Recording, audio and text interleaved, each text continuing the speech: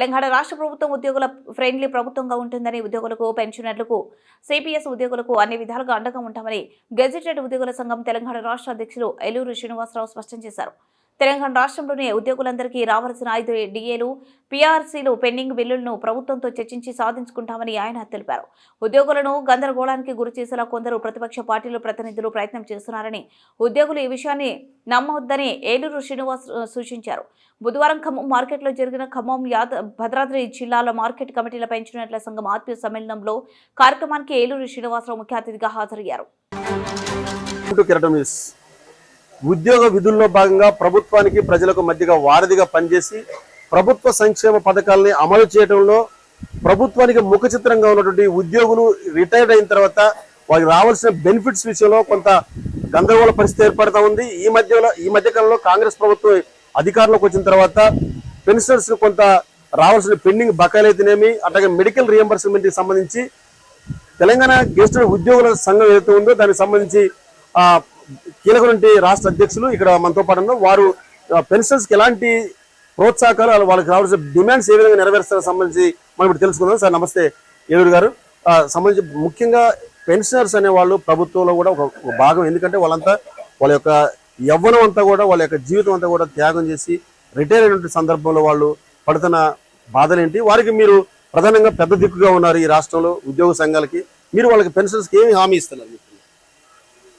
General గా ప్రతి ఉద్యోగి కూడా తర్వాత పెన్షనర్ అవుతాడు.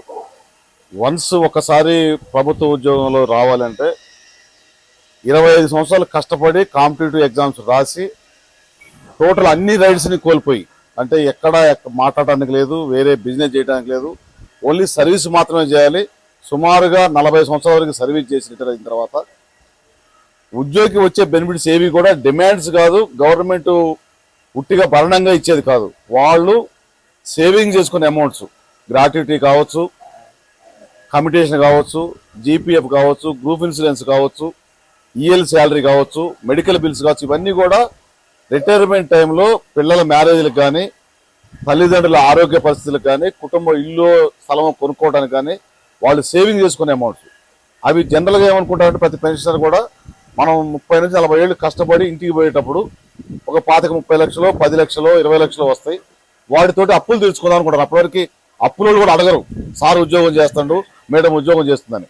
ఎప్పుడైతే రిటైర్ అవుతారో రిటైర్మెంట్ బెనిఫిట్స్ వచ్చినాయి కదా అని చెప్పి అందరూ ఈఎంఐలు కూడా మీద పడతారు. కానీ గత ప్రభుత్వంలో తీసుకున్న నిర్ణయాలకి, తప్పుడు నిర్ణయాలకి ఐఎంఎఫ్ సిస్టమ్ అని ఒకటి పెట్టి, టోకెన్ సిస్టమ్ పెట్టి సుమారుగా 10,000 కోట్లు పెండింగ్ పెట్టిపోయారు. ఈ బాధలు పడలేకనే ఉద్యోగుల సంఘాలను కూడా అస్తిత్వం లేకుండా చేశారు. ఎలక్షన్స్ లేవు, వారు చెప్పిందే వినాలి, వారు అడిగితే పాలాభిషేకం చేయాలి, పోలాభిషేకం చేయాలి. క్వశ్చన్ చేయడానికి లేదు, భావ వ్యాప్తి స్వాతంత్రం కూడా లేదు. కానీ ప్రస్తుతం మేము కావాలని కోరుకొని మార్పు కావాలని చెప్పి ఉద్యోగులుగా అందరం తెచ్చుకున్నాం. గౌరవ రేవంత్ రెడ్డి గారు కానీ, మన ఖమ్మం జిల్లా ముఖ్యంగా 3 మంత్రివర్యులు కీలకమైన శాఖలు, తుమ్మల నాగేశ్వర గారు కావచ్చు, పొంగిలేడి గారు కావచ్చు, మన డిప్యూటీ సీఎం గారు బట్టి గారు కావచ్చు, కీలకమైన శాఖల్లో ఉన్నారు. కానీ ఆర్థిక పరిస్థితి దృష్ట్యా మేము రాష్ట్ర నాయకత్వం వహిస్తున్నప్పుడు కూడా 13,50,000 మంది ఈరోజు ఉద్యోగ కమ్యూనిటీ కుటుంబాలు, అందులో 3 లక్షలకు పైగా పెన్షనర్స్ ఉన్నారు. గత సంవత్సరం నుంచి మార్చి నుంచి ఇప్పుడు రిటైర్ అయిన వాళ్ళే 9,000 మంది ఉన్నారు. ఈ ప్రభుత్వం వచ్చిన తర్వాత సుమారుగా 10,000 కోట్ల పెండింగ్ బిల్ క్లియర్ చేశారు. ఇంకా 8,000 కోట్ల పెండింగ్ బిల్స్ ఉన్నాయి. కానీ మేము ఆశించింది ప్రభుత్వం రాగానే క్లియర్ అయితే అని. ముఖ్యమంత్రి గారు, డిప్యూటీ సీఎం గారు, మంత్రివర్యులందరూ కూడా మార్చి వరకు ఆర్థిక పరిస్థితి కుదిరిపడే వరకు వెయిట్ చేయండి, ఆర్థికేతర సమస్యలు క్లియర్ చేస్తాం, ఏప్రిల్ 1 నుంచి ఆర్థిక పరమైన సమస్యలు కూడా మేము క్లియర్ చేయాలని సిద్ధంగా ఉన్నామని చెప్పారు. నిన్న బట్టి గారి సమక్షంలో హామీ ఇవ్వడం జరిగింది. ఏప్రిల్ మాసం నుంచి ఏ బిల్స్ పెండింగ్ పెట్టము, పెండింగ్ ఉన్నాయి ఆల్రెడీ 8,000 కోట్లు కూడా నెలకి 650 కోట్ల లెక్క 1 year క్లియర్ చేస్తామని చెప్పారు.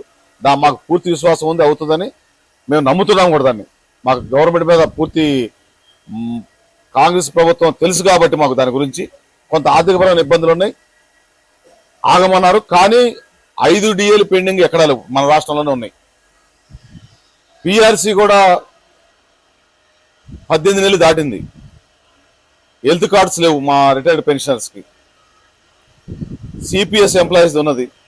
ఈ సమస్యలన్నీ మేజర్ సమస్యలు వందలుగా ఉన్నాయి గత ప్రభుత్వం నుంచి. ముఖ్యమంత్రి గారు టచ్లో ఉన్నారు, సిఎస్ గారు టచ్లో ఉన్నారు, కానీ సమస్య సాల్వ్ కావట్లేదు అనేది కొంత ప్రాథమిక సభ్యుల్లో అసంతృప్తి అన్నమాట వాస్తవం.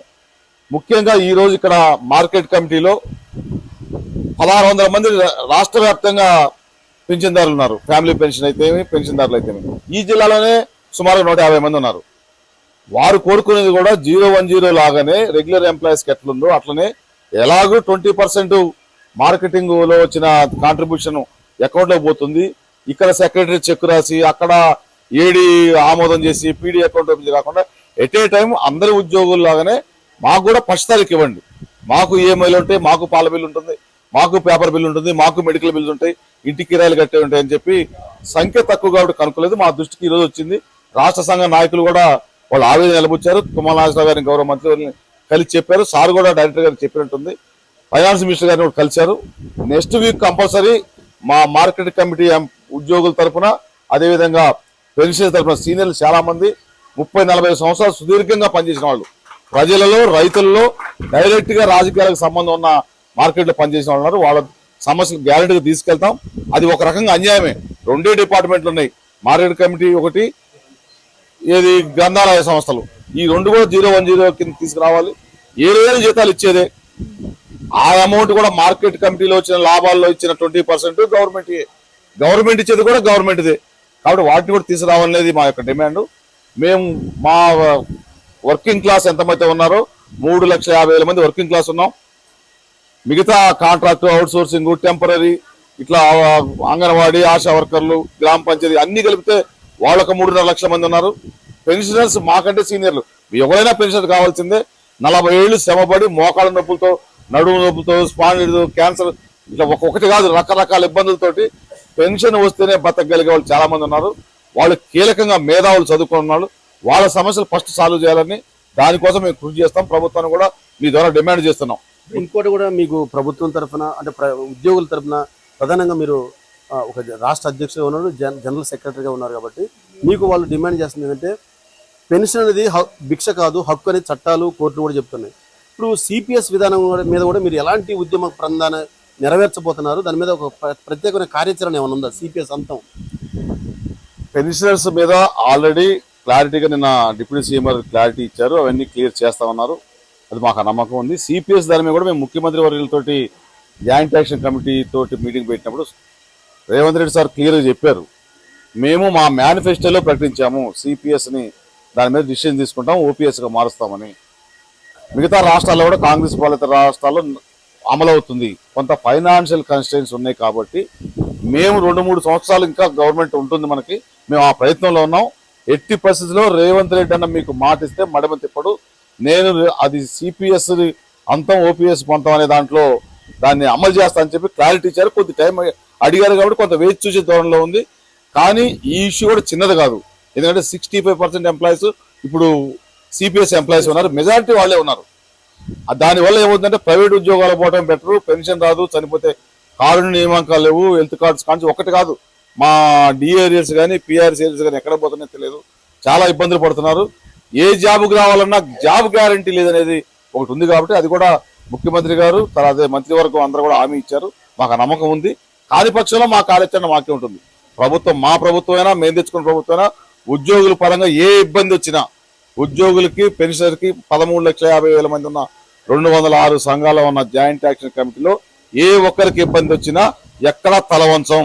మా కార్యాచరణ మాకే ఉంటుంది. ఏ లెవెల్కైనా మేము పోవడానికి సిద్ధంగా ఉన్నాం. నాడు బీఆర్ఎస్ ప్రభుత్వంలో 3 డిఏలు పెండింగ్ ఉంటే చాలా పెద్ద ఎత్తున మనం ఆందోళన చేసాం. మరి ఇంద్రబాబు ప్రభుత్వం 5 డిఏలు పెండింగ్ ఉన్నాయి. దీని మీద మీరు ప్రత్యేక కార్యాచరణ ఏమైనా ఉందా? ఇప్పుడు ఉన్న 5 డిఏల్లో 1 డిఏ ఇంకా సెంట్రల్ గవర్నమెంట్ అనౌన్స్ చేయలేదు.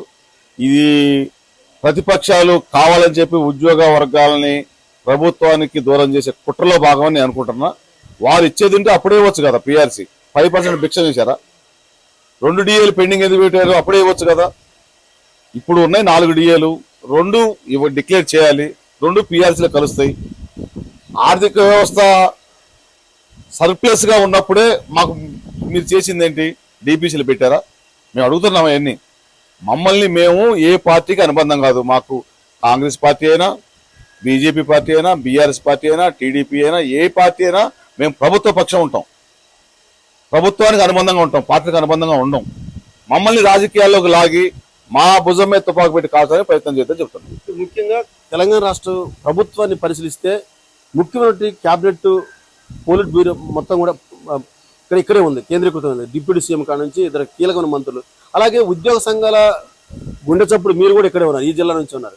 కాబట్టి ఉద్యోగులకి మీరు ఎంతో చొరవ ఉంది మంత్రుల దగ్గర. మీరు ఇంకా ప్రత్యేకంగా కాబోయే ఎజెండా ఏముంది మీకు మంత్రుల దగ్గర, మీకు ఉద్యోగులకు సంబంధించి? ఇప్పుడు 3 మంత్రివర్యులు మన దగ్గర ఉన్నారు. రేవంత్ రెడ్డి గారు కూడా సానుకూలంగా ఉన్నారు కాబట్టే మొదటి తారీఖు జీతం తీసుకోగలుగుతున్నాం.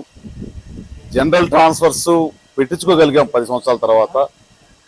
10 సంవత్సరాల్లో పెండింగ్ ఉన్న డిపిసిలు పెట్టించగలిగాం. 50,000 మంది ఉద్యోగులు రిక్రూట్మెంట్ అయింది. ఉపాధ్యాయులకు పదోన్నతులు వచ్చినాయి. ఇట్లాంటి పెండింగ్ బిల్స్ 10,000 క్లియర్ చేయగలిగాం. కానీ గత ప్రభుత్వంలో పెట్టిన వందలాది వేలాదిగా ఉన్న డిమాండ్స్ గవర్నమెంట్ మీద, మా గవర్నమెంట్ వచ్చింది, మాకంతా ఖమ్మం జిల్లా నుంచే మా 3 మంత్రివర్యులు కీలకంగా ఉన్నారు. మా పొంగిరెడ్డి గారు ఉన్నారు, మా బట్టి గారు ఉన్నారు, మా తుమ్మల గారు ఉన్నారనే భరోసా ఉంది, మేము చేయగలుగుతామని. కానీ ఆర్థిక పరిస్థితి కూడా పర్మిట్ చేయాలి కాబట్టి కొంత వేచి చూసి దూరంలో ఉన్నాం. నిన్న డిప్యూటీ సీఎం గారు క్లియర్గా చెప్పారు, కుదురపడుతుంది ఆర్థిక పరిస్థితి, క్లియర్ చేస్తామని మాకు నమ్మకం ఉంది. రాని పక్షంలో జనరల్గా ఉద్యోగ సంఘాలు ఏం చేస్తాయో, గతంలో మేము ఈరోజు కొత్త కాదు 30 సంవత్సరాలు చేస్తున్నాం. తెలంగాణ ఉద్యమంలో కీలకంగా వ్యవహరించిన వాళ్ళం. ఖమ్మం జిల్లా అన్ని రకాలుగా వెనకకు నెట్టవేయబడ్డది పోయిన ప్రభుత్వంలో. అది మీకు తెలుసు, మాకు తెలుసు. అదేంటో కూడా ఖమ్మం జిల్లాను చూపించాము. కాబట్టి తెలంగాణ రాష్ట్రంలో ఫ్రెండ్లీ ప్రభుత్వంగా ఇంద్రమ్మ ప్రభుత్వాన్ని నెలకొల్పుతాం. అట్లాగే ఉద్యోగులకి, అట్లాగే పెన్షనర్స్ కి, రాబోయే సిపిఎస్ ఉద్యోగులు ఎవరైతే ఉన్నారో వాళ్ళందరికీ అన్ని విధాలుగా న్యాయం జరగాలంటే ఖచ్చితంగా మా టీజీఓ ఖచ్చితంగా ఒక పవిత్రమైన పోరాటం చేసి వాళ్ళందరూ హక్కులు సాధిస్తామని చెప్పి టీజీఓ రాష్ట్ర అధ్యక్షులు ఏలూరు శ్రీనివాసరావు తెలియజేస్తున్నారు. వీడియో జర్నలిస్ట్ ఈశ్వర్తో వనం నాగయ్య, కెరటం న్యూస్, ఖమ్మం.